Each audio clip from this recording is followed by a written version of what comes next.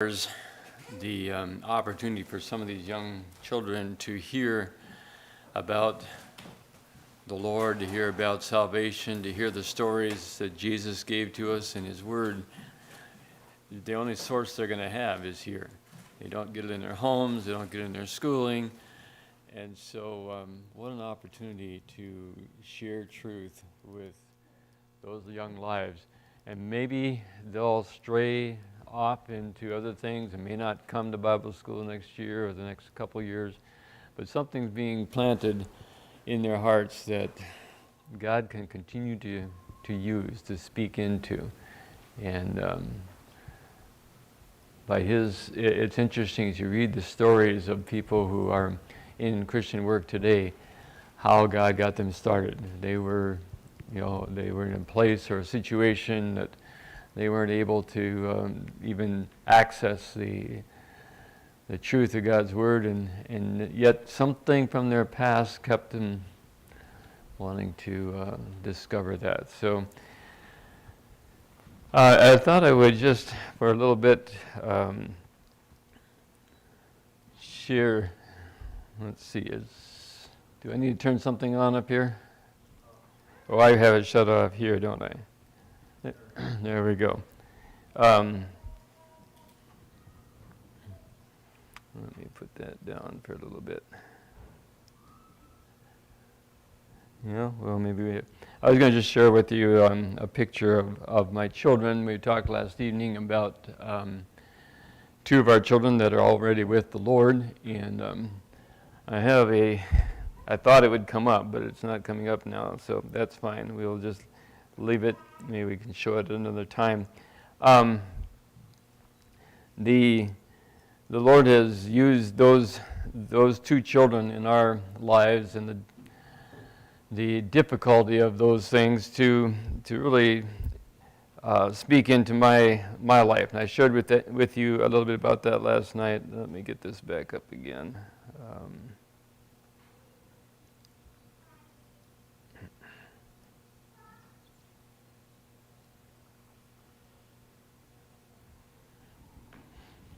Okay, I think we're ready to go.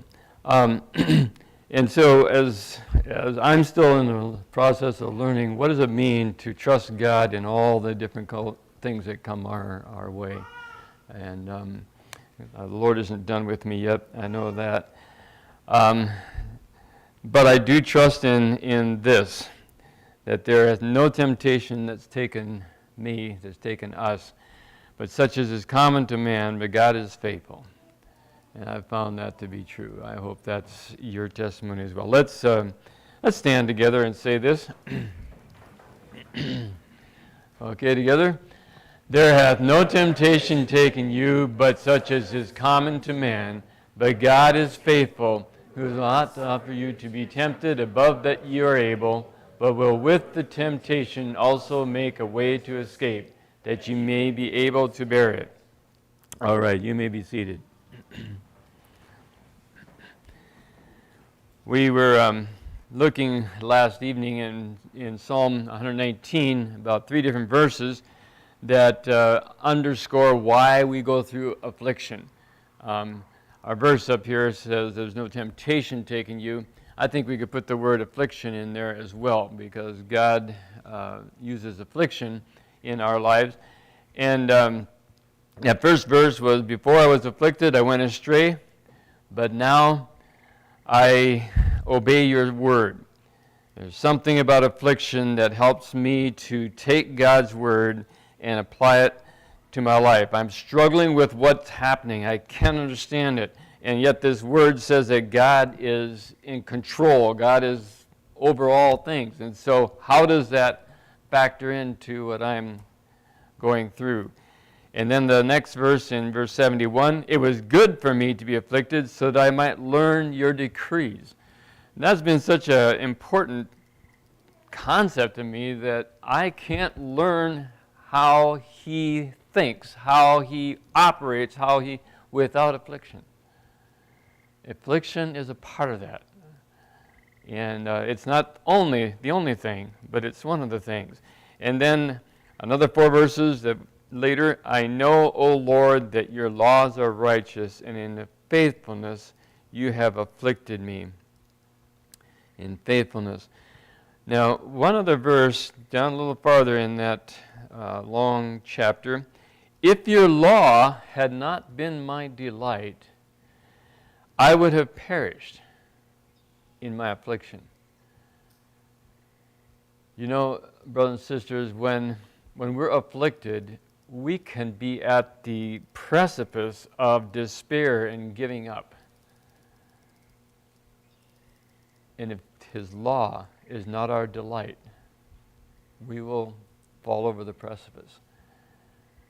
We have to have that confidence that God's in charge, that He knows what He's doing, that He's good. And we'll work on that on Thursday evening a little bit more.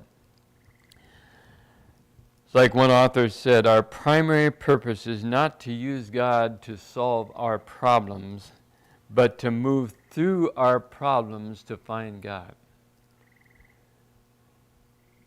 The route to God is not around problems. The route to God is through them. Our afflictions, we could use that word. So that's what we want to build on. Although tonight what I would like to do is philosophize a little bit. Is that okay? Theologize, whatever word you want to put there.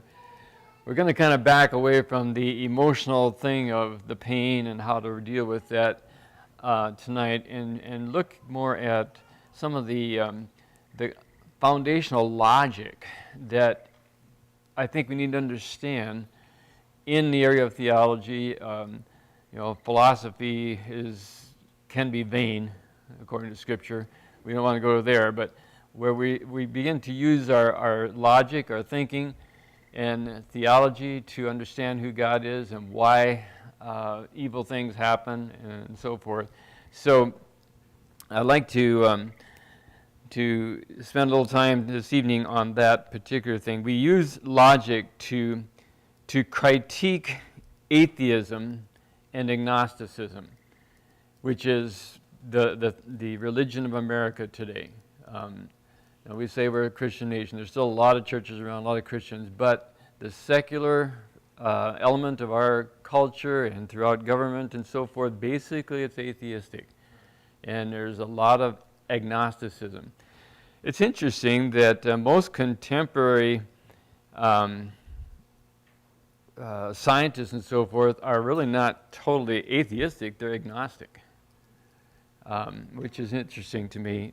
You know, an atheist just doesn't believe there's any God out there at all. There's no system to this. But agnostics say, yeah, he was maybe around, but he's not involved. He's uninvolved at all. And so we're on our own. We're out of, he's out of the picture, and we're on our own. And so a lot of people have shifted from atheism to agnosticism. Why? Because they can't scientifically prove there's no God. And that's what you have to do in a scientific thing. If you're going to have a fact, you have to be able to prove it. You can't prove it. And so they have gone to agnosticism, where you just can't know. Or they go to deism. Are you familiar with those terms? I don't know, we're using some bigger terms, but atheism, agnosticism. Atheism says no God. Agnosticism says he might be out there, we just don't know. We don't have enough information. We don't know if there's any God around or not. Might be, but don't know. But deism would say, yes, there was a God. There was somebody who created this, but he's removed himself from the creation, and he's not involved in it today. Some of the founding fathers of American Constitution were deists. They believed that there was a God, but they didn't believe he was involved in your daily life. So why did they move from atheism to agnosticism and now to deism? Mainly because there's too much order. There's too much beauty. You can't explain this from an atheistic evolutionary, totally evolutionary foundation. They just can't do it. And so when they look at the order, for instance, ever count how many cells you have in your body? Anybody got an idea how many cells you have in your body? Somewhere around 30 trillion. 30 trillion cells in your body that you have. And formerly, it was thought that these cells were just kind of a little glob of protoplasm of some kind, and we didn't know for sure why they were important, but 30 trillion of them, we can't keep track of all those, and so it was just kind of it wasn't really considered. But they're finding out today that those 30 trillion cells, each of those cells is even more complex. Some of the scientists are saying more complex than our cities are. Each cell, 30 trillion cells in your body, more complex. They have that each cell has its own transportation system. It has its own police system, keeping the bad guys out. It has its own structures. It has its waste system. It has it's got a messaging system within the cell. I mean, they've been finding these things out. It's just incredible, the design in one cell. And you've got 30 trillion of them, and they're all beside each other. And each one is just about like the one beside it, but a little bit different.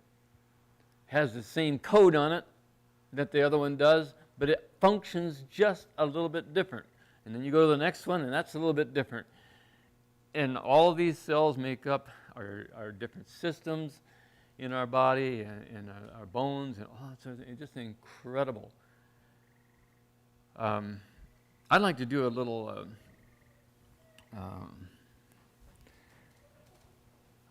let's do a little example of this, just to get an idea. When we have these human cells, 30 trillion of them, that are made from the genes, and these genes are made from enzymes.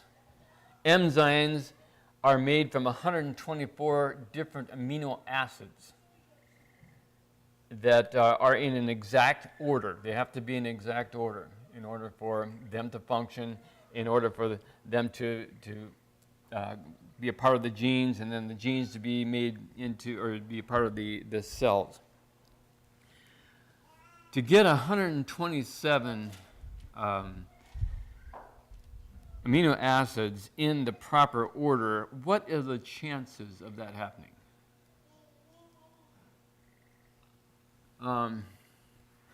Let's see. Let's have Marvin and Marlon. Would you two men go out into this little room at the side or back where you can't hear us? Okay. Just go back around the corner there someplace where you can't hear us. You're going to be ushered out, but that's good. He's going to make sure they can't hear us. Okay, now, with the two men that have just gone out, who do you think is going to come back in first? Let's have a corporate decision as to who's going to come back in first. Somebody want to throw a name out there? I would guess Marv. You're going to guess Marv. Okay, let's see if you all okay with that? All right. Let's see who comes back in first.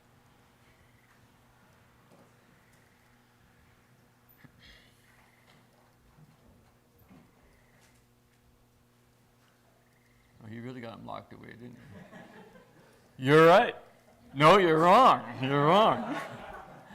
Marlon came back. No, you guys just stay there for a little bit, okay?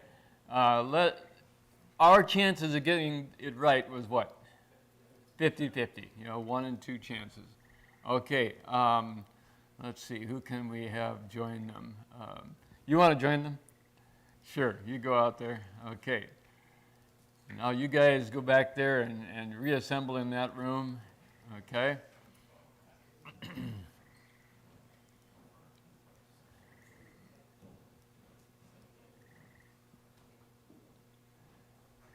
So now Robbie already knows what we're all about here, but that's okay. Now, what is the order in which they're going to come back out? Okay, we need the first one, the second one, and the third one. Somebody give us an order.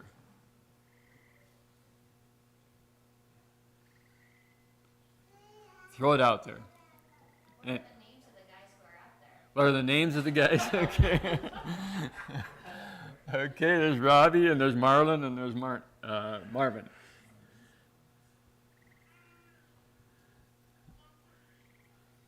the order you just said? You want to use that one? Yes.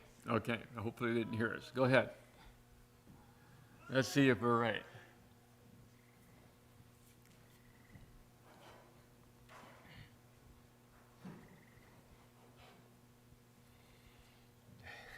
Okay. Boy, we got it wrong. We got it wrong. We got Marlon and then Marvin and then Robbie. You guys just stay there for a little bit. Now, what's happening? What's happening here is that when we have 3 people that went out, we have a chance 1 in 6 to get it right. Okay, but we didn't get it right. So we need one more volunteer to go out. We'll do this one more time. I have 4 guys out there. Let's see. Brent, you want to go? Okay.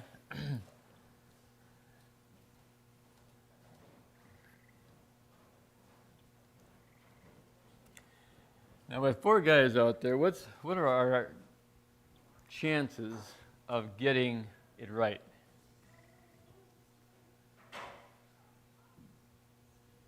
Anybody got a quick math mind here?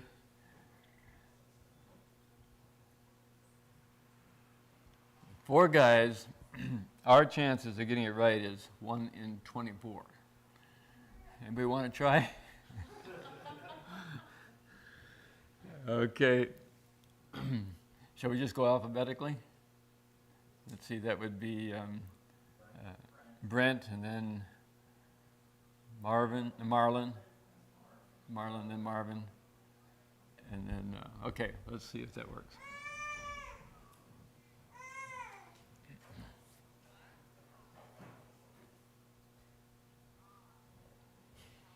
No, we didn't do it again.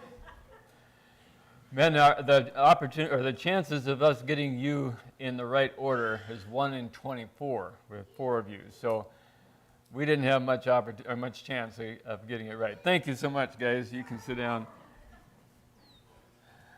1, 2, 3, 4, 5, 6, 7, 8, 9, 10, 11, 12, 13. Okay, all of you in the first 4 benches stand up. You can stay sitting, but we'll include Chris and his wife. There's 17 of you, I think, standing right now. Do you have any idea what the chances would be that if all of you went out and we tried to figure out who's going to come in first, who's second, all the way down to 17th, what kind of chances would it be that we'd have it right?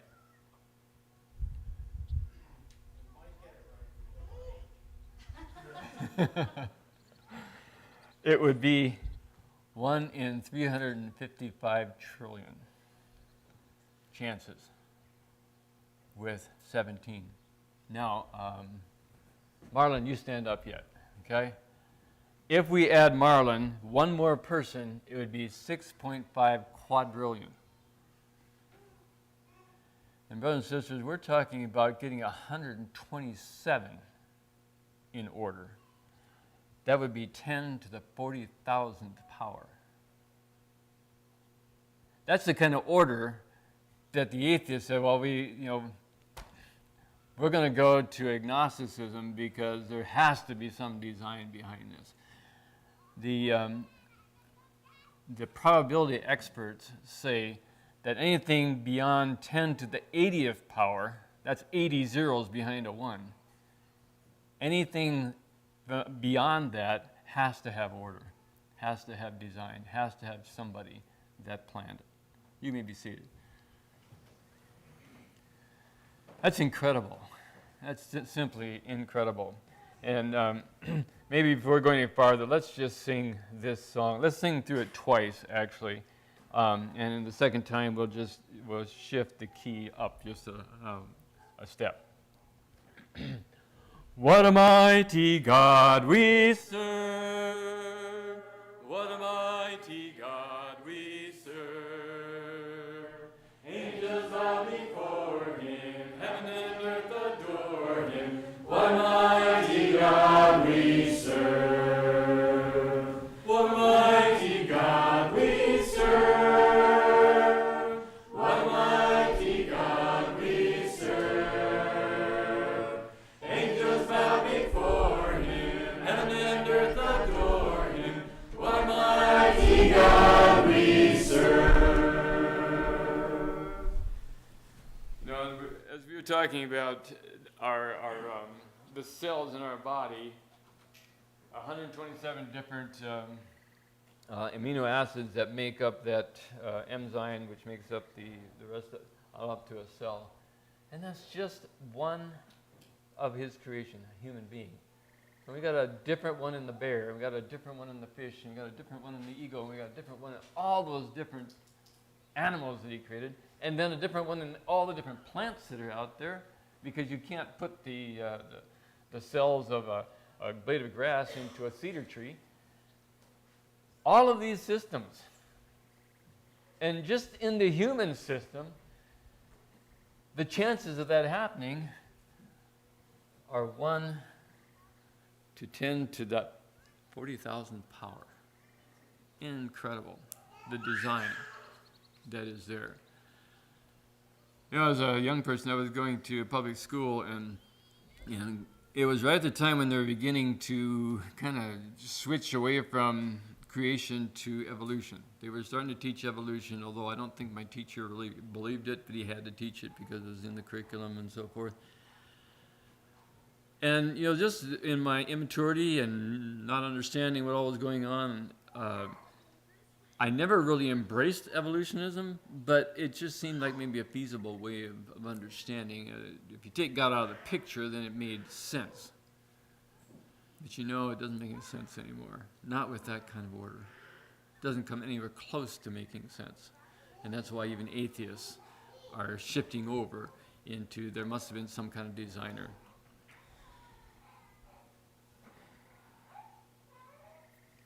What a mighty God we serve.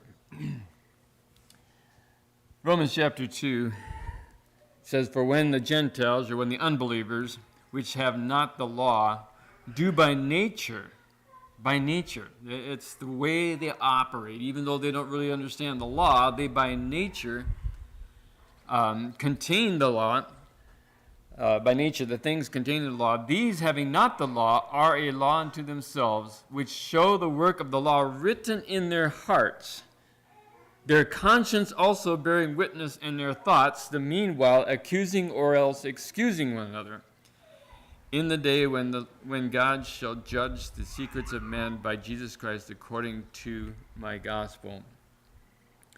You know, there's something written on the human heart that continues to take us to moral standards, that continues to tell us what's right and what's wrong. For instance, if you're standing on a street corner and there's an elderly lady there that's weak and maybe partially crippled, and she's waiting to get across the street, and the cars and trucks are zipping by, what should you do? Do you ignore her? Or do you help her? Or do you shove her out in front of a car? There's something in every one of us that gives us an answer to that, right? At least we know the last one isn't the right one. And we can think through, well, it's really best to help her.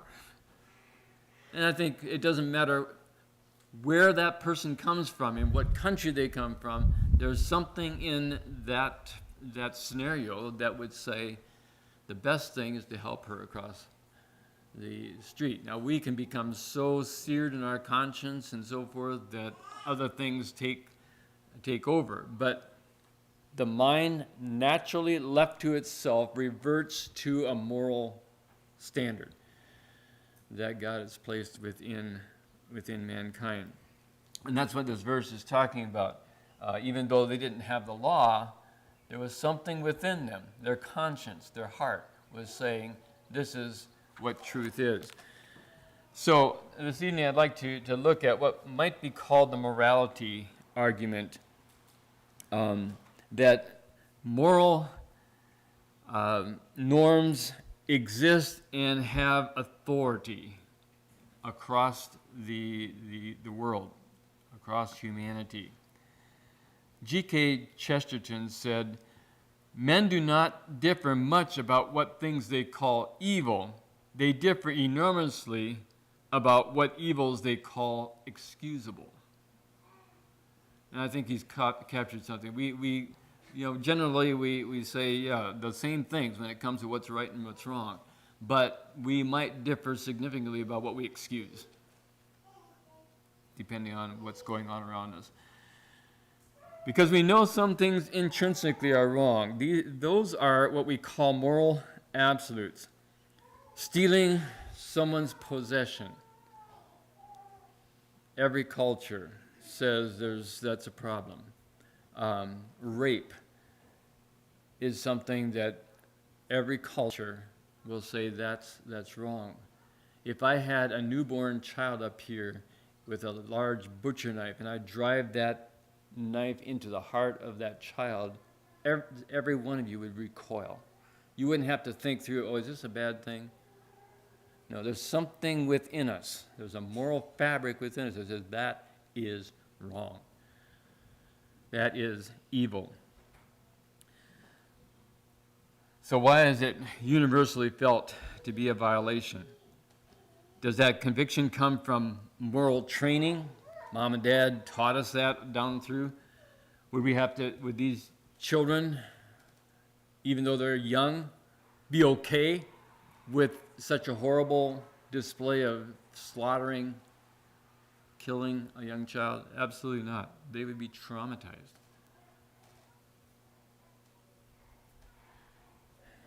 Why did one of Hillary Clinton's advisors drop out of the Clinton team a number of years ago when she was going toward presidency? Because he was involved with a woman on the internet. Why? There was something in the culture that was saying that's not good, that's not right. And that was a dark spot on his reputation, so he dropped out. I thought it was so interesting when Brett Kavanaugh was being interrogated about being one of the Supreme Court justices, and they were trying to discover, did he really have some kind of moral failure back in his college days? Well, the thing that was amusing and even disgusting was that probably every one of those people who were in that court had some of the same kind of thing happen when they were going through college. Maybe not all of them, but most of them. But here we're using a moral standard to determine whether this man should be in the Supreme Court. Well, that was supposedly a bad thing, that he couldn't be put in as a justice. When Benny Hinn emerged from Benny Hinn, if you ever heard of him, he's a charismatic leader, pastor, emerged from a motel with Laura White, who's also a pastor, holding hands when he was still not divorced from his wife. It makes the tabloids and everybody, it's a big deal. Why? Why? It's because there's something morally wrong connected with that kind of action. So no matter how we try to reprogram our view of morality, it still haunts us. And violation is still felt in almost a sense of universally. It's interesting that even the Confucius teacher from China, whose name is Mencius, said the feeling of right and wrong is in all men. So even the other religions are recognizing there's something foundational in every human being of moral. Well, I don't have to convince you of that. I know you would agree with that. But that's one of the things that I just wanted to kind of underscore this evening, because as we look at that particular question, if there is a God, why is there so much evil? If there's a good God, why is there so much evil? That's the question that is thrown at you sometimes, and that's really kind of what we're talking about this week. And I would like to suggest that that particular question is ambiguous. That question is self-negating. It is logically illogical to even ask the question. And let's look at that. I'm going to suggest that there is no rational integrity for determining evil in a system that excludes God. You have nothing upon which to determine what's morally right and what's morally wrong if you take God out of the picture. So when we ask the question, if there's a God, why is there so much evil? We can't determine what's evil if there is no God.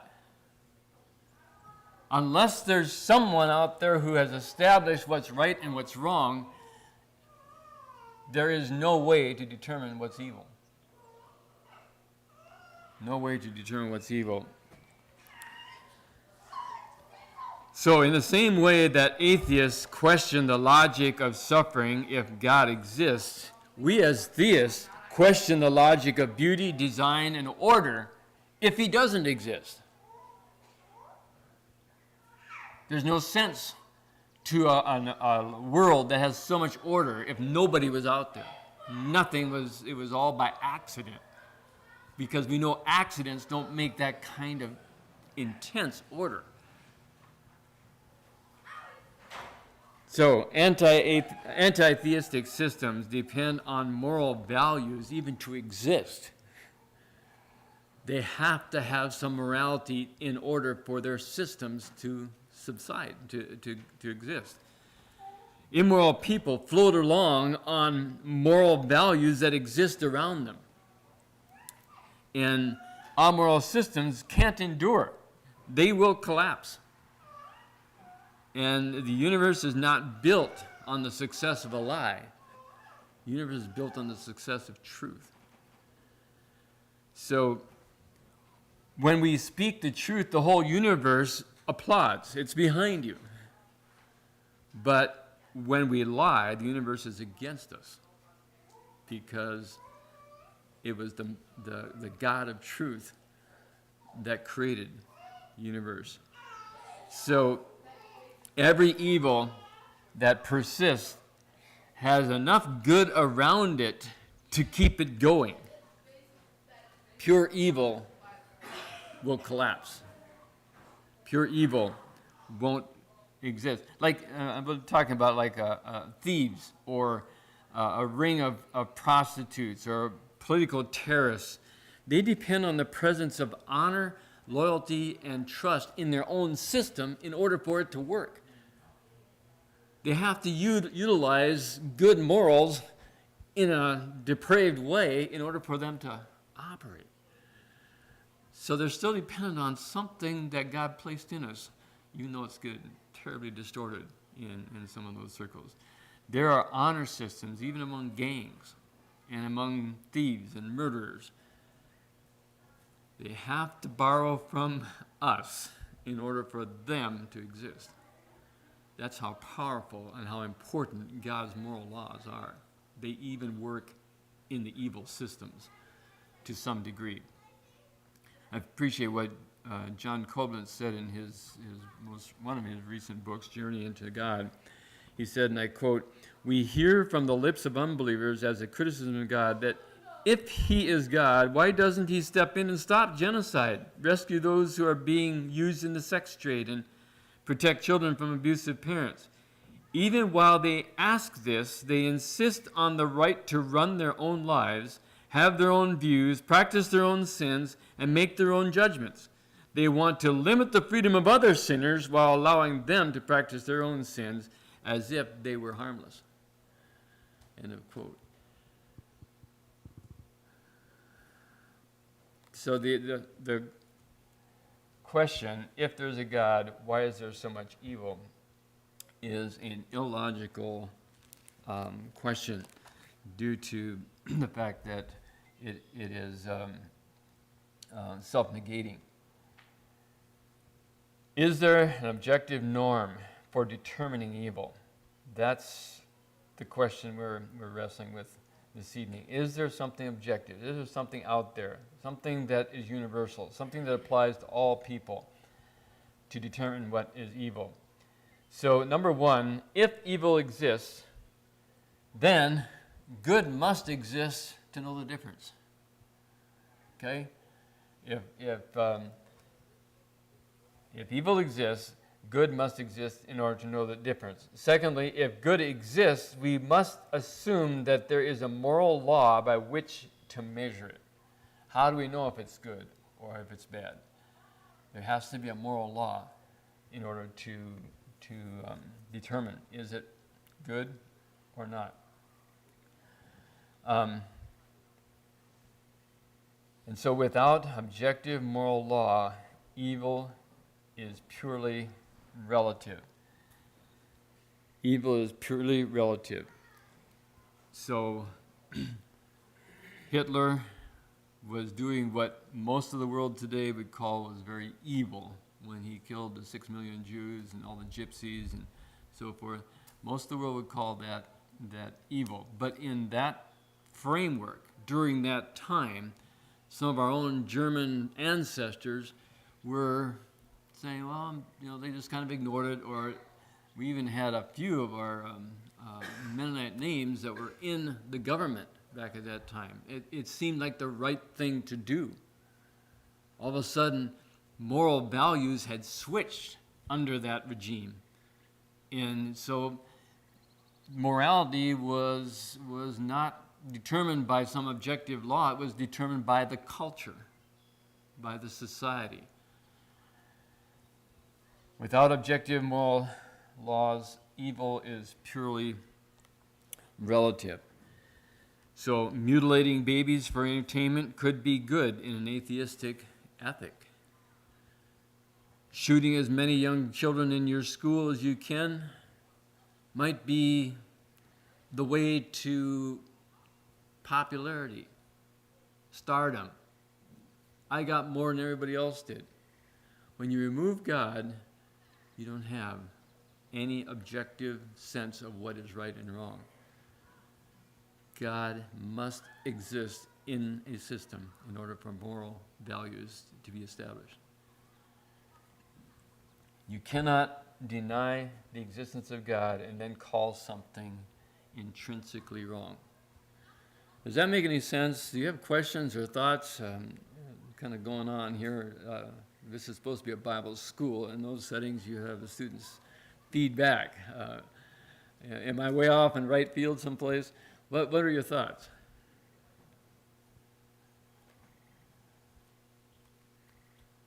How do you determine moral values in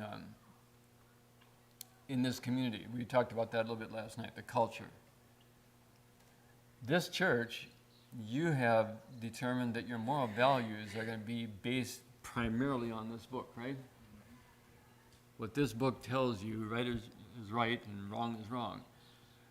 And personally, individually, you have probably made that your constitution for morality. But there's a lot of systems in our communities that disregard that. They don't have that. So what do they use? How do they determine morality? Apparently just what seems good to them. Because, you're getting me thinking this, of course, this is not new thoughts, but I'm just thinking again, and trying to figure out, it's not logical, but trying to figure out why the very evil, immoral, homosexual, trans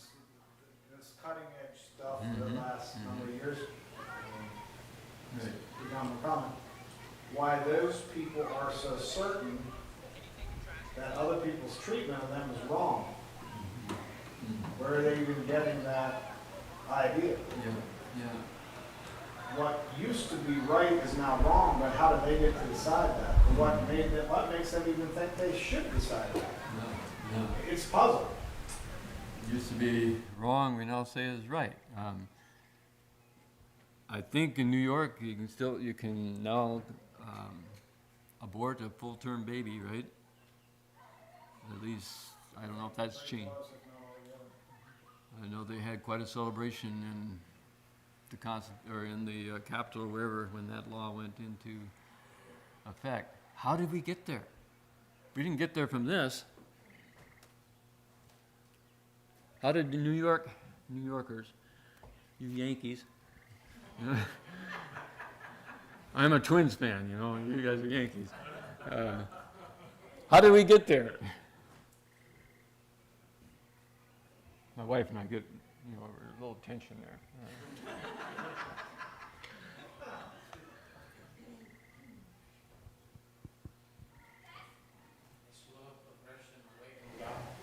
Slow progression away from God.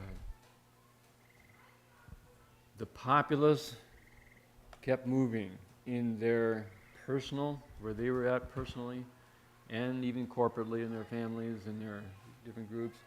And so the votes went more and more a different direction. And so morality has been determined not only in New York, we're a liberal state in Minnesota too. It's determined by vote. Whoever's got the most votes. And even if that's a sinful principle or application or a sinful person, it's by vote. We don't determine what's right and wrong by an external, objective set of law guidelines. We don't involve God in determining what's morally right or wrong in America. So these horrible, horrible scenes of aborting children has become commonplace. So commonplace that we don't hear about it on the news anymore, unless it's really a horrible situation. Mutilating babies for the sake of personal setting aside of responsibility. Adultery could be looked at as fun and conscienceless in a society where morality is determined by the consensus. Why is there so much uproar over the school shootings? When will that become so commonplace we don't hear about it anymore? A society that's lost its moral connection with a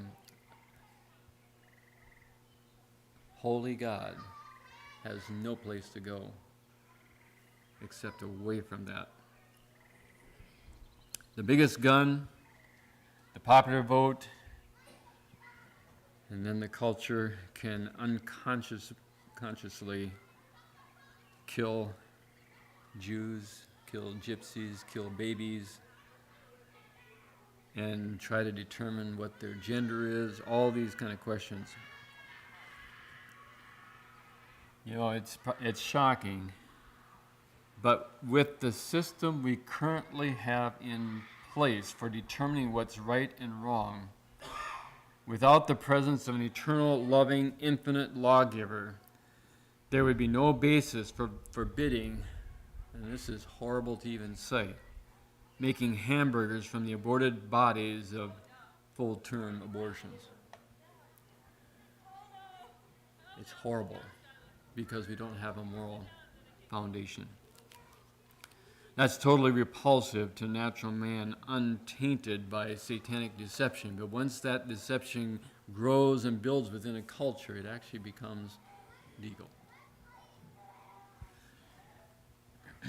Objective moral values can only exist if God exists. One of the men who's been a contributor to this whole concept that there is no objective moral standard, there's no God, was Stephen Hawkins. And I mentioned him last evening. Stephen Hawkins made this statement: there is no rhyme or reason to life because there is no design, no purpose, no evil, and no good. Nothing but blind, pitiless indifference. DNA neither knows or cares. We only dance to its music.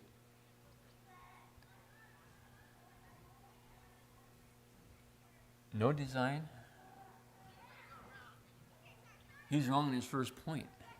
We just got done looking at the design of the cells in your body. You see, there's no design. When the first premise goes wrong, everything that follows it is going to also become dark and become wrong. So, the rapist, Jeffrey Dahmer, the 9/11 terrorists, the sodomites, the participants in satanic ritual sacrifice, all they're doing is dancing to their DNA.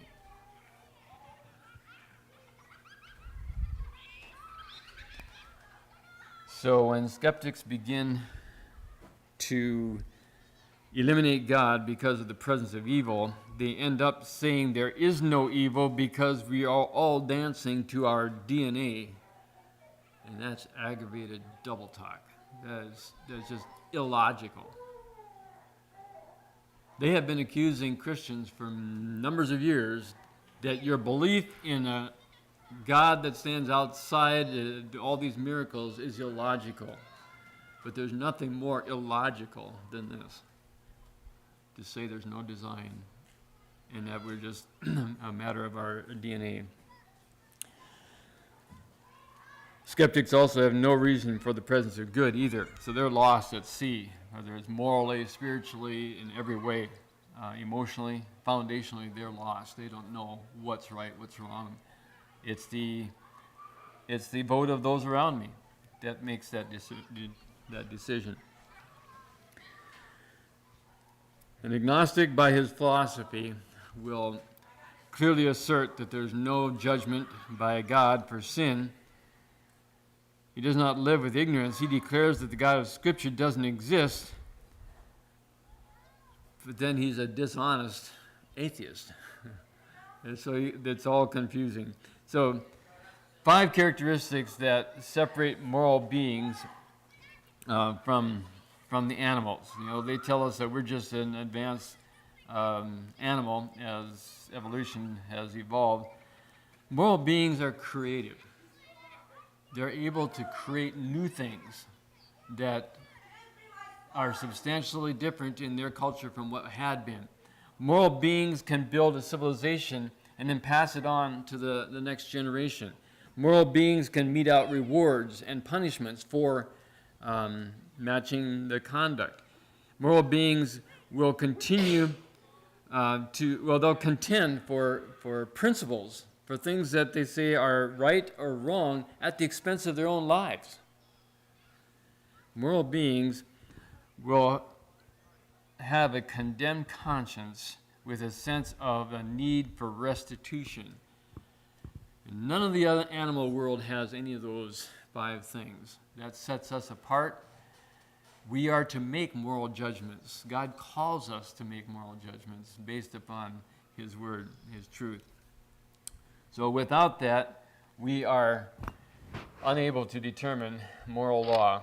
We don't know if Hitler is good one to do it or if it's Jesus. Who determines it? Mother Teresa, the biggest gun? Or does God determine that? If we have no objective moral law, then all these people are on an equal plane. These agents are all morally equal. There's no one in a humanistic system that can objectively determine what is heroic or heinous. You just can't do it. It's not logical, at least. Maybe people can make those decisions, but they're not logically connected to anything that is objective and universal. So, if objective moral laws exist, there must be a supreme, ultimate source. And that becomes the basis for morality. So back to this argument that we started out with. Moral norms exist and have authority.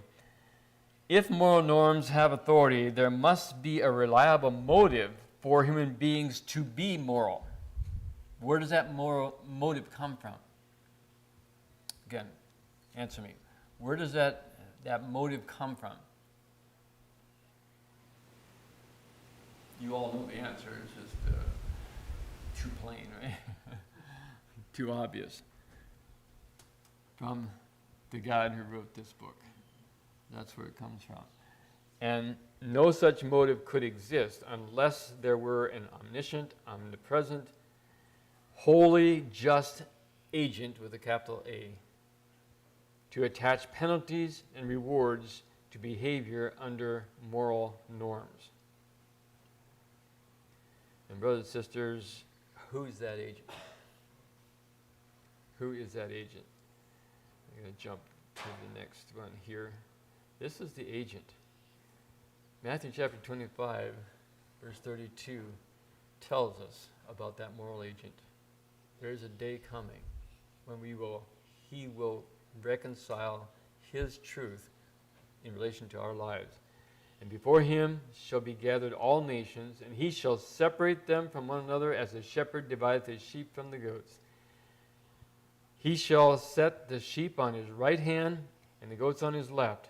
Then shall the king say unto them on his right hand, Come ye blessed of my Father, inherit the kingdom prepared for you from the foundation of the world. These are the ones who recognized his moral excellence, his moral rightness, his moral responsibility to give us moral norms, and we followed them through his word, by his Spirit.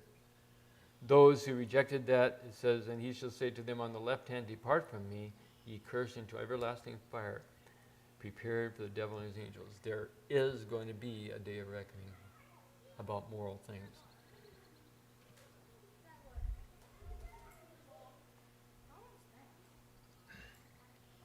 Well, I'm fairly close to being finished here. I'd like to have more discussion with you all. What are your thoughts in relation to what we've been talking about? How do we get back into our culture and help them to understand there's a moral lawgiver and he loves us. He's in charge.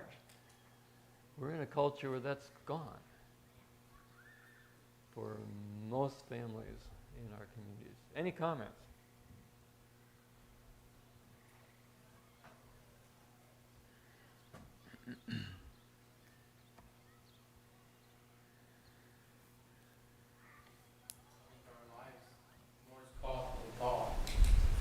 But then also, as we live our lives and come into conversation with people, I think we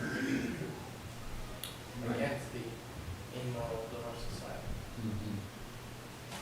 That's one of the sterling examples is when God's people walk in their communities in love and in forgiveness and reaching out to the people around them, allowing God to express his very personhood through them. It's powerful. That's one of the best, that is the best way, is his way. We recognize God in all of this, and we try to tell people about God, but some people use that great name in vain. Mm-hmm. In vain. They know something, they heard something, but they're not decided on that fact to do what he wants us to do. Mm-hmm. They're going to go after their own desires, but they still name that name in a Bible. They deny his existence as far as their lifestyle, but yet they refer to him. It's like one person I heard say that when he heard somebody use the name of God in vain, he walked up and said, "Is this a religious discussion here?" Maybe it'd be one way to kind of turn this around and say, I'd like to tell you about that God. I think we need to remember that it's not necessarily about what they do that's wrong, but it's their hearts that's wrong. That's right. So we need to not worry so much about the actions, but we need to address the heart Mm-hmm. and really speak into that and share Jesus with them. Right, right. Yeah, when the heart changes, then the life will change as well. The actions and so forth follow. So yes, speaking into the heart of the individual.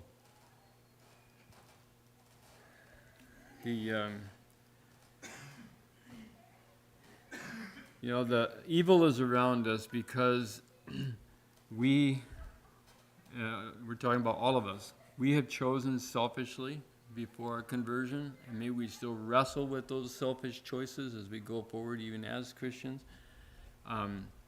And we all develop our own condemnation. I personally am not convinced that we are condemned by Adam's sin. I believe that affects us, that there was an effect there, but that we are condemned by our own choices. And those choices don't just affect us, they affect my children, they affect my neighbor, they affect my brothers and sisters in the church. And so you might suffer because of my sin. And that's what feels unfair, right? I'm the one that sins, you are the one that suffer. My children are the ones that suffer because I sin. Well, what we want to talk about in the next couple of days is that, this accumulative result of worldwide selfishness causes pain and evil to be around us, that we experience, both personally and communally. We experience that. And we hurt those around us. We are hurt by those around us. When they sin, we feel that hurt. We have a little girl that's been coming to church from the First Nations group close by, and the other day one of our ladies was taking her out of she was in the Walmart, and a couple girls her age wanted to talk with her, and so they went around on the other side of one of the aisles, and there was some discussion there, and the lady from our church wasn't sure what was going on. Well, she came back, and then as they headed out of the store, these girls came and attacked her, and they beat her and knocked her on the ground, and she had a cut lip. And here's a little 11-year-old girl that's been going to church, and she's getting bruised and beaten by some of her friends that we don't know for sure what all the reasons were. She's being hurt by others' sins. We all have experienced that, and to some degree, when others. And so, what do we do with that? We all feel the result of collective selfishness, and we label that evil. But the beauty of what God can do, even with evil, is that a good, omnipotent God can take what was meant for evil and use it for good. Reference Joseph. Many different things that happened to him that were evil, but God meant it for good. And I think that's the faith, that's the perspective we have to have as we walk through a world that has a lot of evil in it. God is not bound. His hands are not bound. He's not controlled by evil. He actually has the ability to take those evil things and turn them around, use them in the pathway of redemption for every one of us. That's a mighty God. That's a powerful God. Any more comments or thoughts or questions?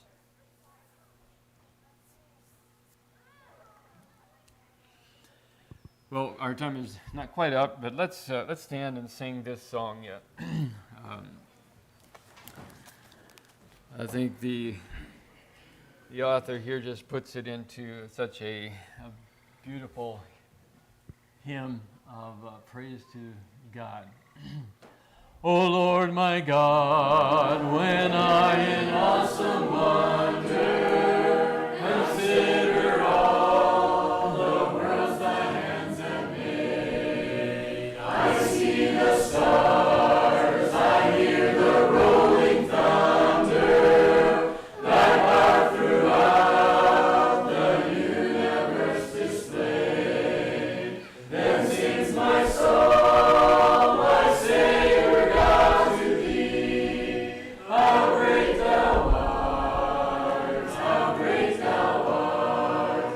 Then sings my soul, my Savior God, to thee. How great thou art, how great thou art. When through the woods and forest glades I wander, and hear the birds sing sweetly in the trees, when I look down from lofty mountain grandeur, and hear the brook and feel the gentle breeze, then sings my soul, my Savior God, to thee. How great thou art, how great thou art. Then sings my soul, my Savior God, to thee. How great thou art, how great thou art. And when I think that God his Son not sparing, sent him to die, I scarce can take it in, that on the cross my burden gladly bearing, he bled and died to take away my sin. Then sings my soul, my Savior God, to thee. How great thou art, how great thou art. Then sings my soul, my Savior God, to thee. How great thou art, how great thou art. When Christ shall come with shout of acclamation and take me home, what joy shall fill my heart? Then I shall bow in humble adoration and there proclaim, my God, how great thou art. Then sings my soul, my Savior God, to thee. How great thou art, how great thou art. Then sings my soul, my Savior God, to thee. How great thou art, how great thou art. Father, we can barely even scratch the surface of the greatness that we've just sung about, the way that you've created this world, the intensely orderly way that our bodies and every every system in animals and plants and so forth has been designed by you. Lord, you're the one who is able to tell us what works and what doesn't work, what is right and what is wrong, what's good and what's bad. Lord, help us to order our lives according to that, so that the beauty of your wisdom can shine out through our lives to those in our neighborhoods who don't know you. Guide us is our prayer. In Jesus' name, amen. All right, you may be seated. The children are going to be coming back before too long. Feel free to visit until the second bell rings.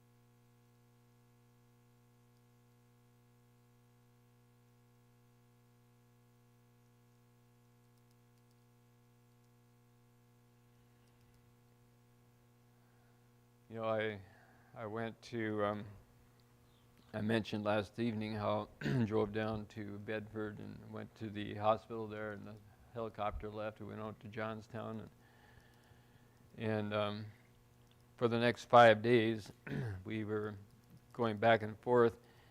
I was trying to keep my classes going at SMBI, and then my wife was out at the hospital with our daughter, and usually within about 2 days she would start coming back again, and she'd start pulling up all the tubes. She didn't like those in her mouth and nose and so forth. She'd start working on those, and within about the 3rd day she'd be standing on her crib, and we usually took her home about the 4th day after she was in. But this time it was different. She just wasn't